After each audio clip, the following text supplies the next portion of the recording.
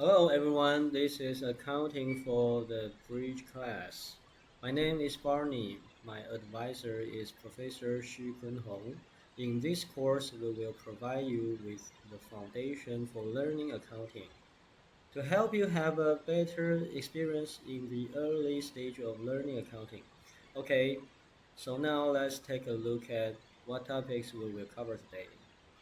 The first topic is the five factors of accounting. You may have heard of this that is assets, liabilities, shareholders' equity, revenue, and expenses. Following this topic, we will present three equations of accounting. Finally, we end today's class by practicing writing entries. Well, first of all, the first topic is the five factors of accounting. The first factor is assets, usually presented by A. What are assets? Assets are resources owned by a company that can be used to generate revenue for the company.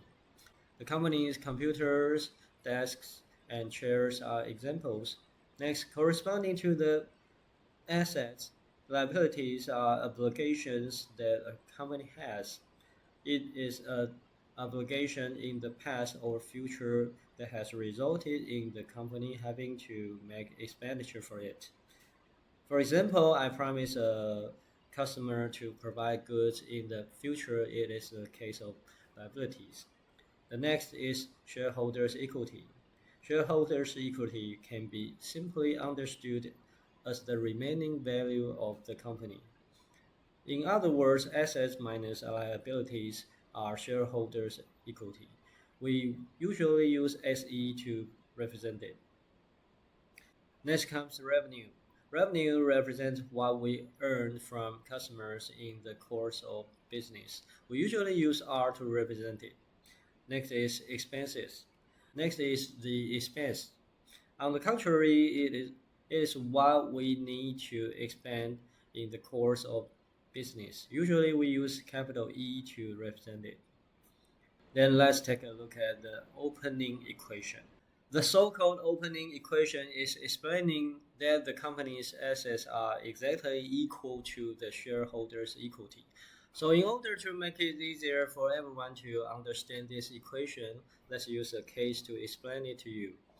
On March 1st, Ted decides to establish Barney Software Limited, and he took out of deposit $100,000 as the fund of the company. In the picture, we can see that Ted gave the company cash and the company issued stocks to Ted. In other words, the company currently has assets of $100,000 in cash and has issued $100,000 in shares. So you can see that the part of A will be $100,000 and the part of SE will be $100,000. That is so-called opening equation.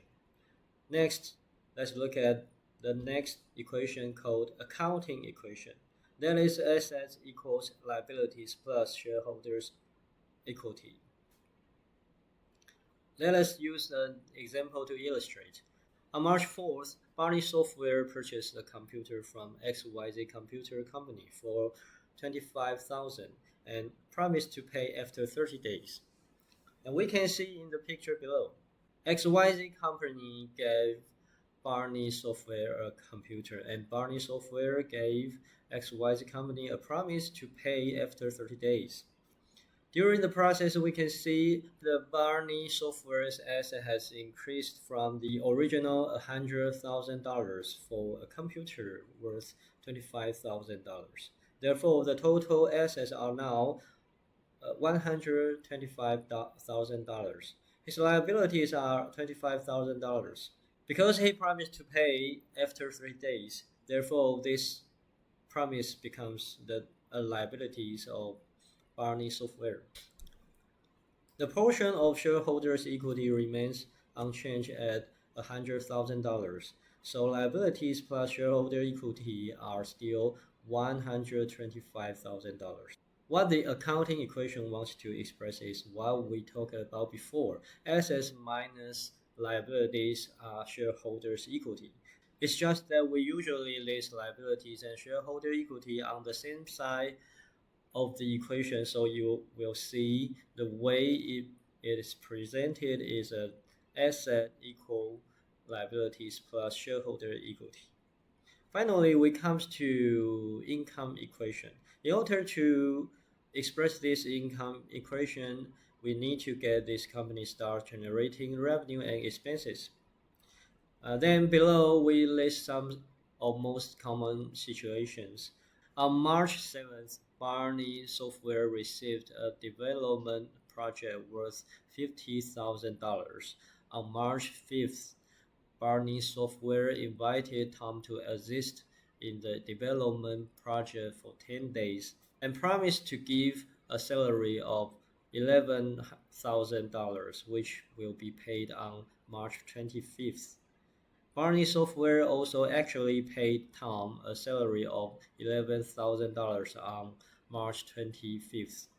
On March 28th, Barney Company successfully developed and delivered the software and received a cash payment of $50,000. On March 30th, Barney Software paid another $5,000 for office rent.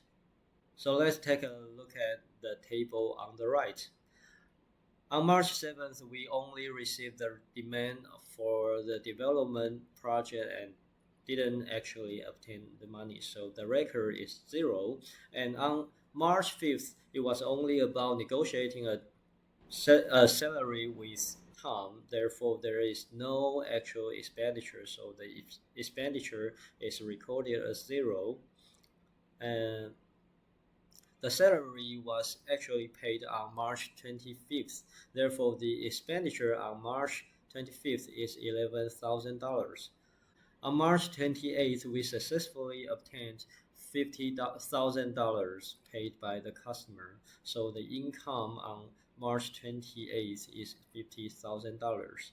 A rent of $5,000 was paid on March 30th. So the expenditure was recorded as $5,000. Finally, let's summarize that our total income this month was $50,000 and our total expenditure was $60,000. So we get a net income of $30,000. So when R minus E is greater than 0, we call it net income. Equal to 0, we call it break even. And if it less than 0, we call it net loss. Okay, I've already introduced these equations to you above, but how should it be presented specifically in accounting accounts? At the beginning, we should understand one thing. When we record any transaction, we must divide the record into two sides. One side is called the debit side and the other side is called credit side. There is no special meaning in these terms, they just represent the left and right side of accounting equation. Therefore, if assets increase, they should be recorded on the left. If liabilities increase or equity increases, it should be recorded on the right.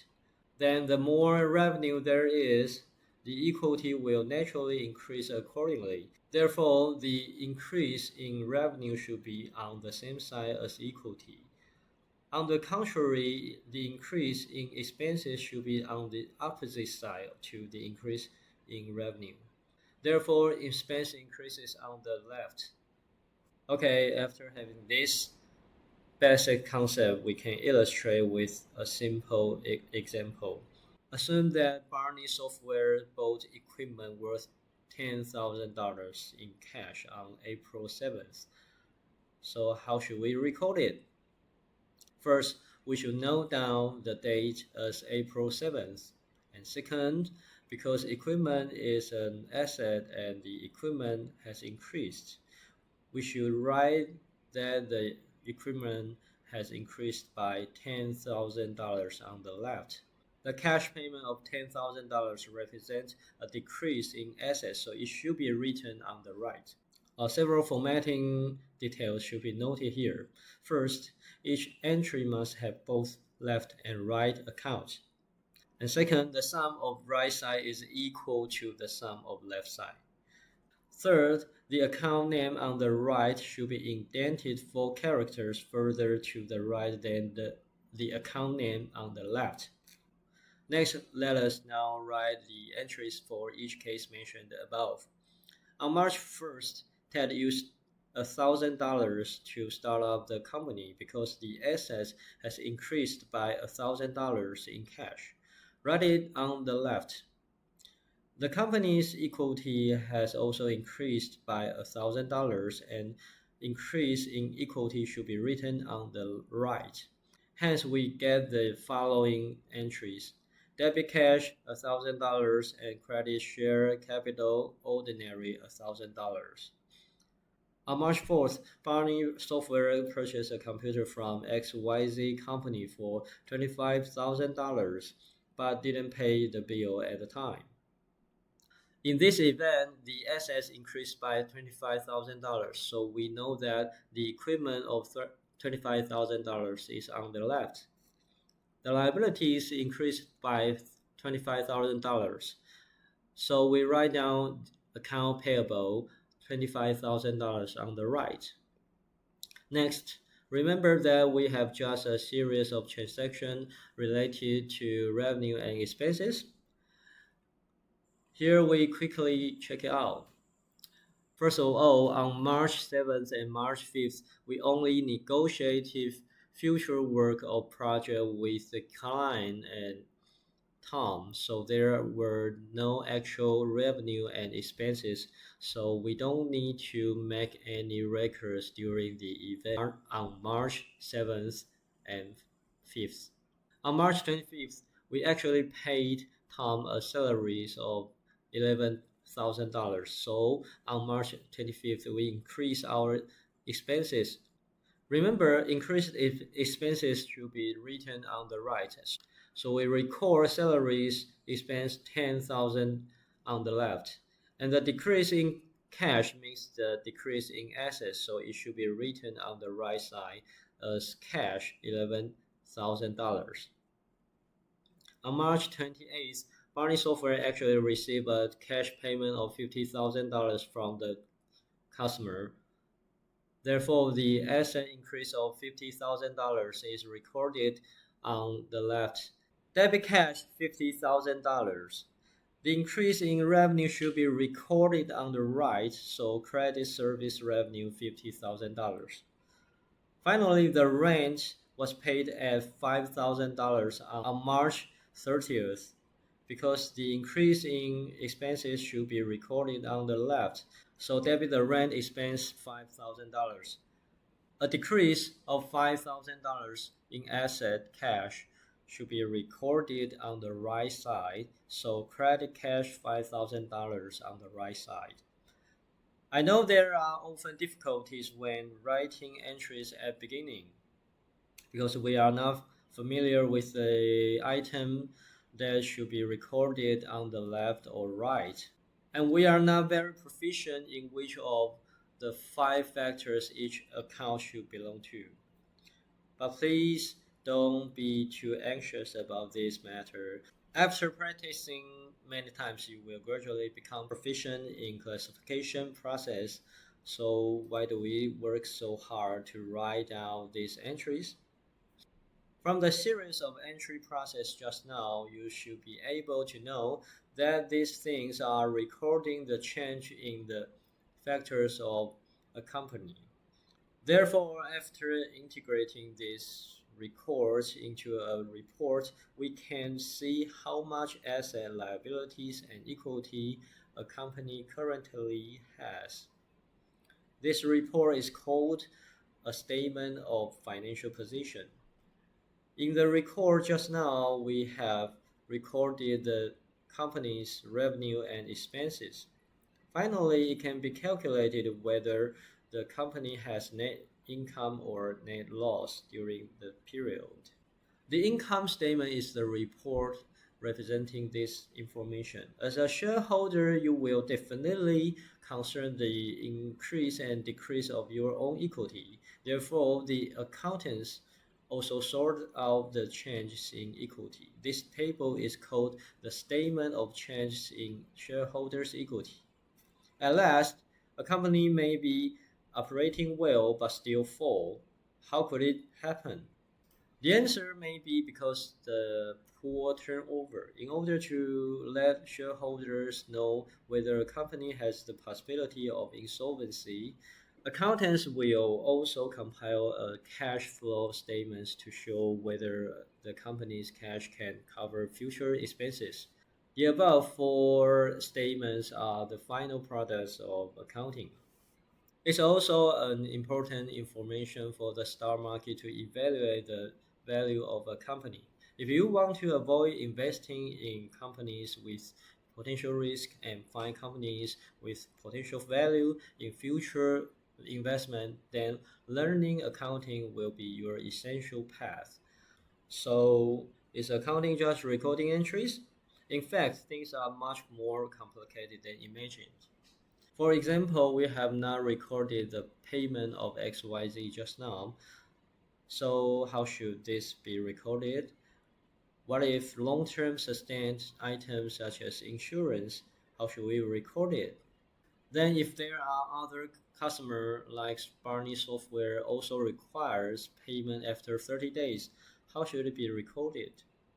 If payment delayed, is the interest generated considered part of sales revenue, or should we record another account separately? These problems are very common problems. It is also the details that should be considered for the company to be objectively, reasonably and correctly evaluated. So, join accounting course if you don't want to be played for a fool.